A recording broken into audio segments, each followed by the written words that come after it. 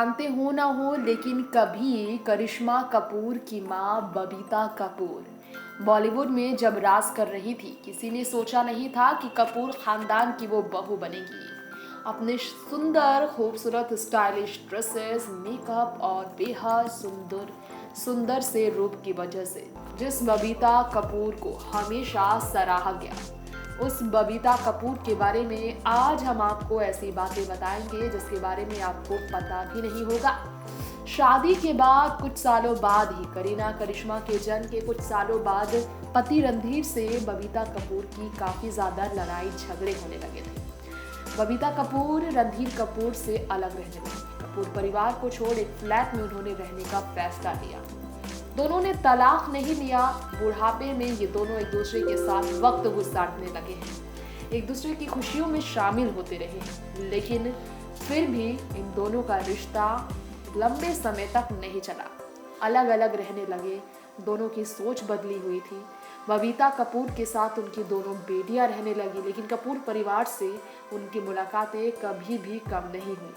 वैसे यहाँ पर बबीता कपूर की बात हो रही है तो हम आपको ये भी बताना चाहेंगे कि बबीता कपूर अपने ज़माने की एक जानी मानी अदाकारा ही नहीं थी, बल्कि उन्होंने तमाम बड़ी ऐसी फिल्में की जिसमें उनके स्टाइलिश ड्रेसेस को काफ़ी पसंद किया गया।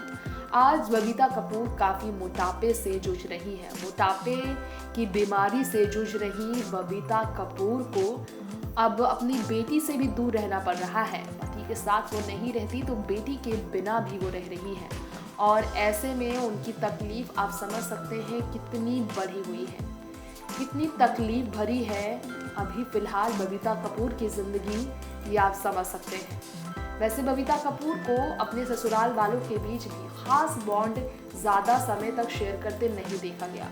शादी समारोह में तो हमेशा बबीता कपूर अपने ससुराल वालों के साथ होती हैं, लेकिन ज़्यादा समय वो घरेलू जिंदगी गुजारती हैं अपनी बेटियों के साथ, नाती पोतों के साथ। और यही कारण है कि बबीता कपूर को अपनी ज़िंदगी में हमेशा प्राइवेट लाइफ, शादी के बाद बॉलीवुड करियर से संन्यास लेने के बाद अपनी लाइफ को प्राइवेट रखते हुए ही देखा गया है।